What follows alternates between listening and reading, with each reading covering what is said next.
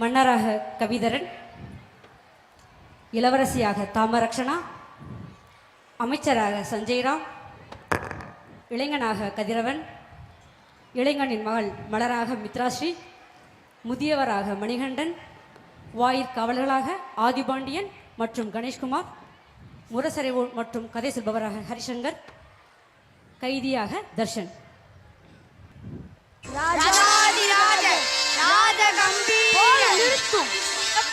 பழைய வசனம் அங்கு ஆடியன்ஸ் அனைத்தும் தொங்கிவிட்டது. என்னோடு அவர்களையும் உற்சாகப்படுத்தும் வகையில் கூறும். வெற்றி மேல் வெற்றி சூடும் வேட்டையனே, வாழையடி வாழையா சிறந்த விளங்கும் தங்குவாரே, மெய்யழகின் ராயனே, மகாராஜனே, ரகுதாதா. ஐயோ நீங்கள் வண்ணா, உணர்ச்சி வசப்பட்டு விட்டேன். பராக் பராக் பராக்.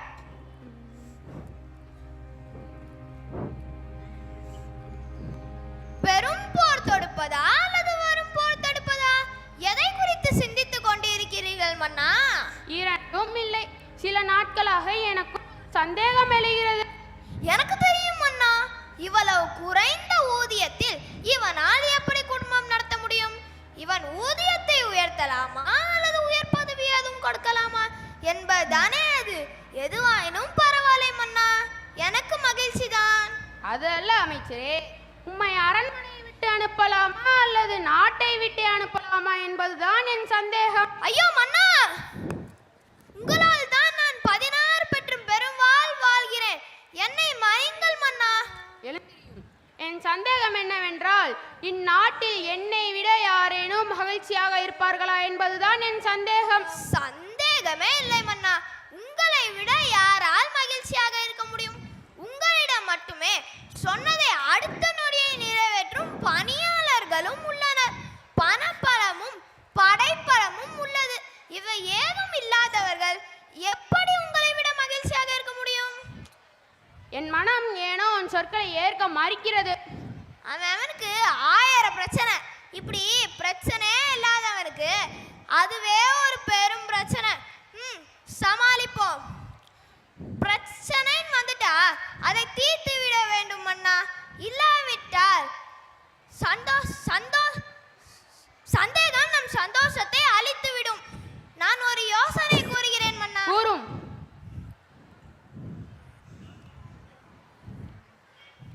இப்படி செய்தால் என்ன? வாழைப்பழம் உண்பதுதான் உன் யோசனையா? அது இல்லை மன்னா, செவிக்குணவு இல்லாத போது சிறிது வயிற்றுக்கும் ஈயப்பட வேண்டும் என்று ஐயனே கூறியிருக்கிறார். அதான் மன்னா. நீர் வாழைப்பழம் உண்பதற்காக வள்ளுவர் அவ்வாறு கூறவில்லை. உன் யோசனையை கூறும். மற்றவர் கூறுவதை விட நீங்களே மாறுவேடத்தில் ஊருக்குள் சென்று உங்கள் சந்தேகத்தை தீர்த்து கொள்ளலாமே மன்னா. அதுவும் சரியான யோசனைதான். இப்போதே செய்கிறேன். அப்பா, நீங்கள் ஊருக்குள் செல்லும் போது என்னையும் அழைத்து செல்கிறீர்களா? நான் மாறுவேட அணியவே எனக்கு சிறிது கால அவகாசம் தந்தார்கள். இதில் நீ வேறையாமா? மன்னா, இளவரசிக்கு ஒரு பெரிய மறு ஒன்றை ஒட்ட வைத்து விடும். அதனால் யாருக்கும் அடையாளம் தெரியாது மன்னா. அப்படி அழைத்து செல்கிறேன். இவர்களை எழுப்புவதே என் வேலையாக போய்விட்டது. திருடன் திருடன் திருடன் திருடன் திருடன் திருடன் திருடன் திருடன் திருடன் திருடன் திருடன் திருடன் திருடன் திருடன் திருடன் வந்தான். ஆமாம் சரி, இவ்வழியாகத்தான் சென்றான். நீ பார்த்த? ஆமாம் அமைச்சரே, என் 2 கண்களாக பார்த்தேன். 2 கண்களை நோண்டி விடுவேன் கிராதகா. வேலை நேரத்தில் உறங்கிவிட்டு பொய் வேறு. இனிமேல் வேலை நேரத்தில் உறங்குவதை பார்த்தேன்.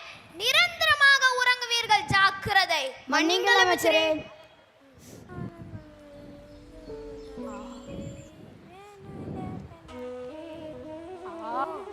ஆஹா, என்ன அருமையான இசை! இத்தகைய இசையை வாசிக்க மனமகிழ்ச்சியான நபர்கள் தான் இயலும். யார் என்று பார்ப்போம். யாரையா நீங்கள்? உங்களுக்கு என்ன வேண்டும்? வழியாக சென்றோம். சிறிது தாகம் எடுத்தது. குடிக்க கொஞ்சம் தண்ணீர் கிடைக்குமா?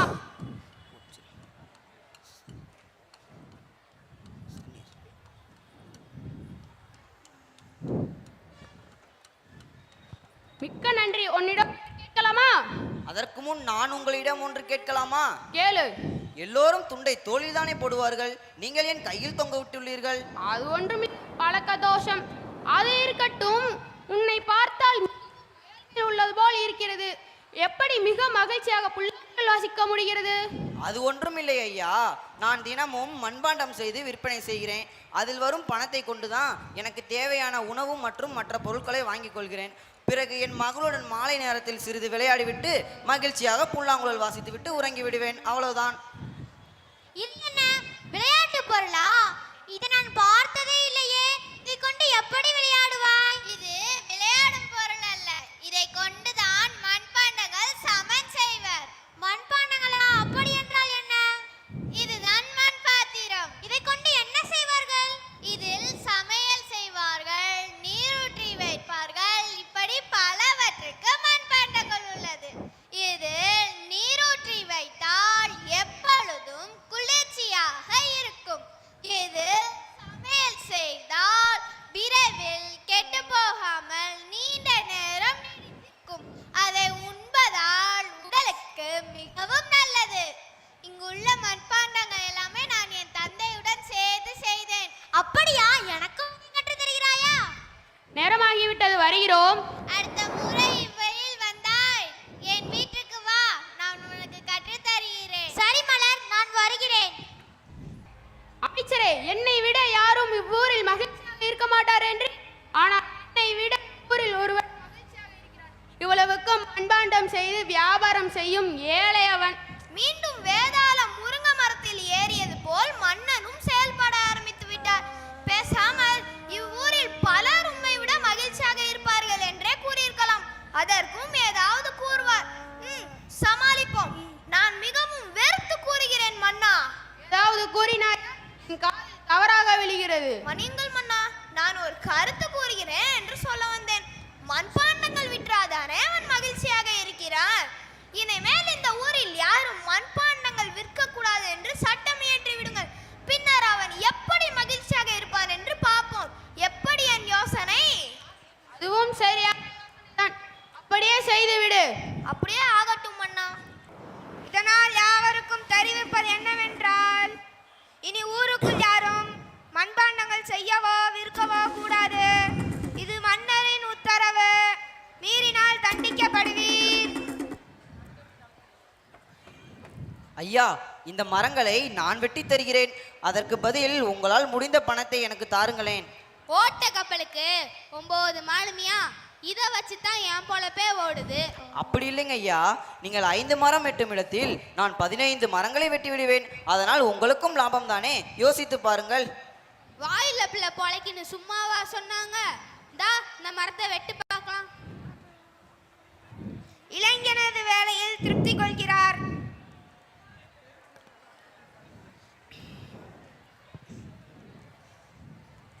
வெட்டி கொண்டு வா என்றால் கட்டி கொண்டு வருவான் போல் இருக்கிறானே. முதியவர் அதற்கான பணத்தை கொடுக்கிறார். உழைக்காத உடம்பு உரம் கொள்ளாது. உன்னை பார்த்தால் நல்ல உழைப்பாளி போல் தெரிகிறது. எனக்கும் மரம் வெட்ட சிரமமாக தான் உள்ளது. நீ தினமும் வந்து உதவி செய், நான் அதற்கான பணத்தை தருகிறேன். நன்றிங்க ஐயா, அப்படியே செய்கிறேன். ஐயோ, இவரா? போன முறை வந்ததுக்கு என் பொழப்பே மாறிவிட்டது. இப்பொழுது எதற்கு வந்திருக்கிறார் என்று தெரியவில்லையே. வாருங்கள் ஐயா, உட்காருங்கள். மலர், எனக்கு மண்பாண்டங்கள் செய்ய கற்றுத் தருகிறாயா? எப்படி கற்றுத் தருவது? இப்பொழுதுதான் நாங்கள் மண்பாண்டங்கள் செய்வதை விட்டு விட்டோமே.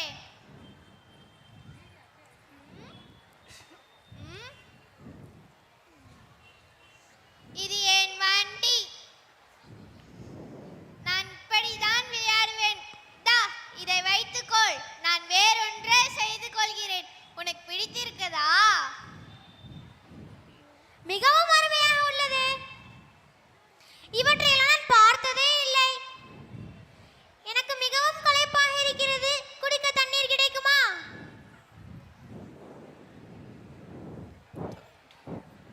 மிகவும் சுவையாக உள்ளது.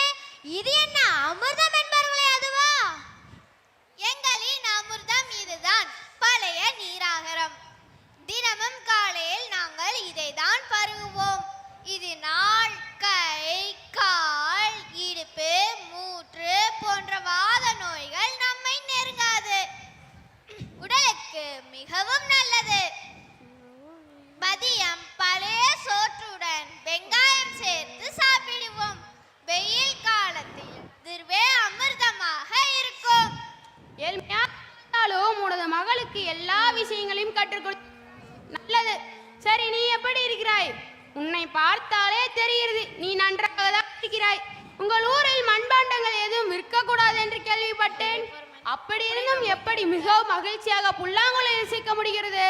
ஆமையா, மண்பாண்டம் தொழில் இல்லை என்றால் என்ன? இப்பொழுதுதான் நான் மரமெட்டும் தொழில் செய்கிறேனே, அதில் வரும் பணத்தை கொண்டு என் தேவையை நிறைவேற்றிக் கொள்கிறேன்.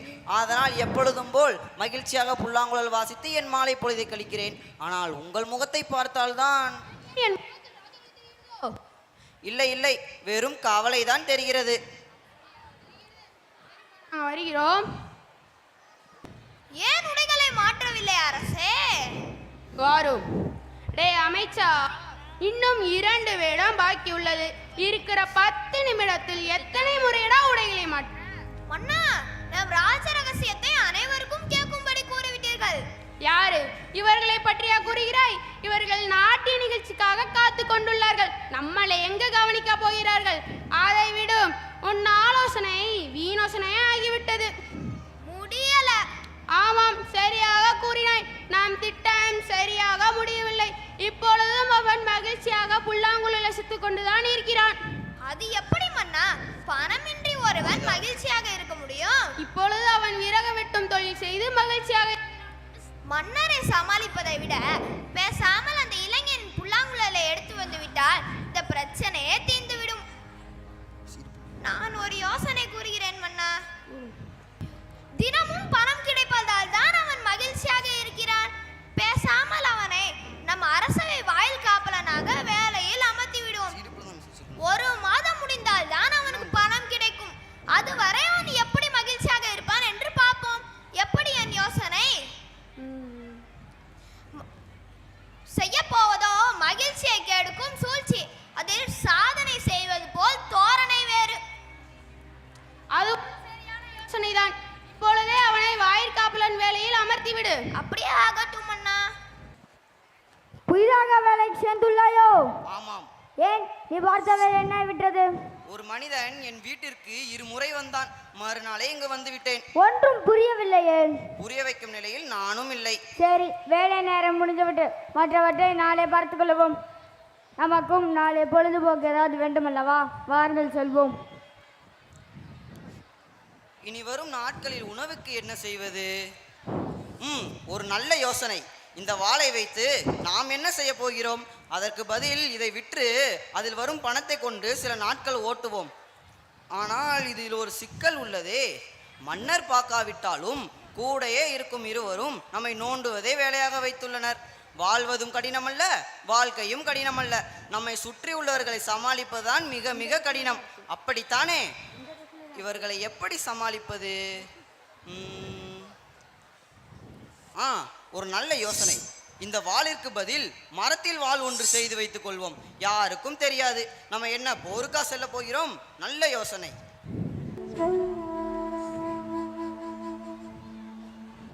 நம் வீட்டிற்கு வந்த அந்த நபர் யாராக இருக்கும்? அவர் வந்து சென்றாலே நம் தலையெழுத்தே மாறிவிடுகிறதே. எது எப்படியானாலும் சரி, நம் தேவை என்பது நிறைவடைந்து விட்டது. இனி என்ன கவலை? எப்பொழுதும் போல் மகிழ்ச்சியாக புல்லாங்குழல் வாசித்து விட்டு உறங்குவோம்.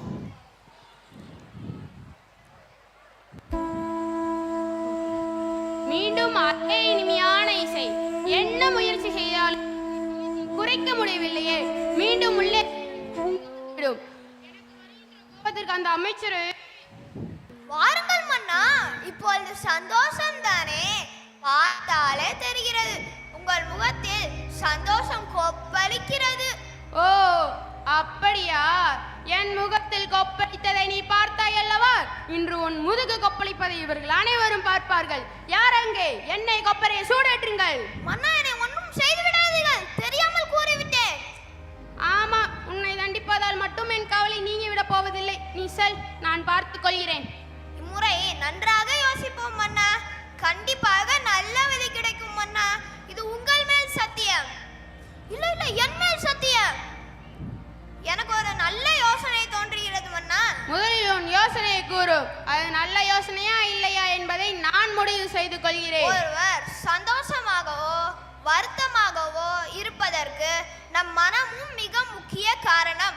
ஒருவர் தவறே செய்யாதவரை தான் அவரால் மகிழ்ச்சியாக இருக்க முடியும்.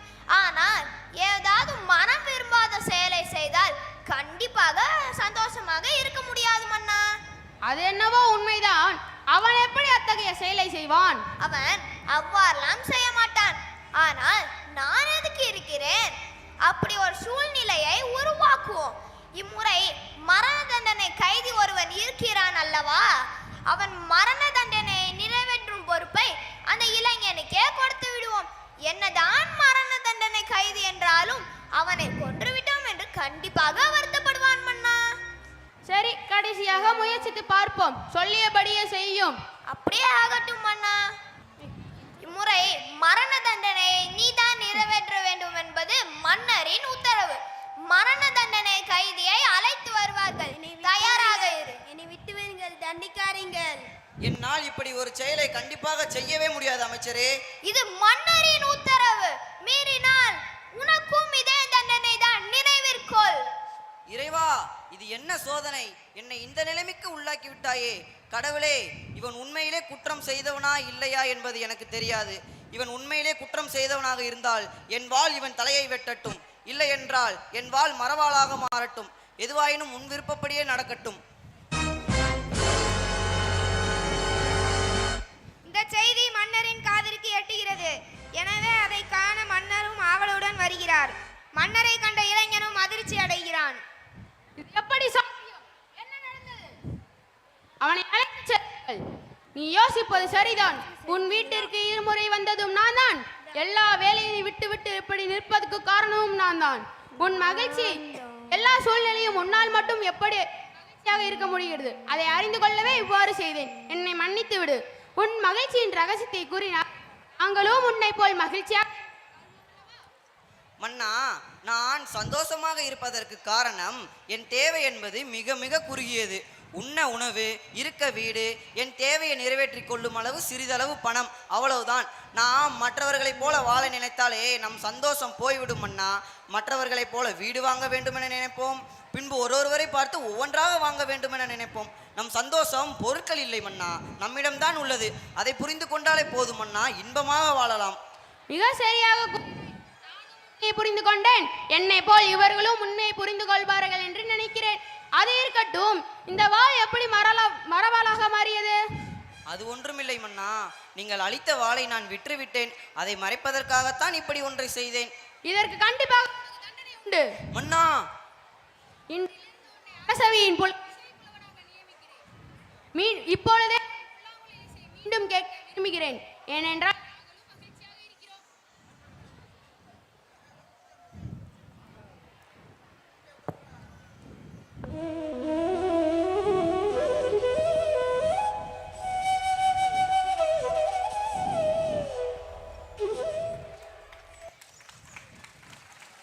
நம் சந்தோஷம் நம்மிடம்தான் உள்ளது.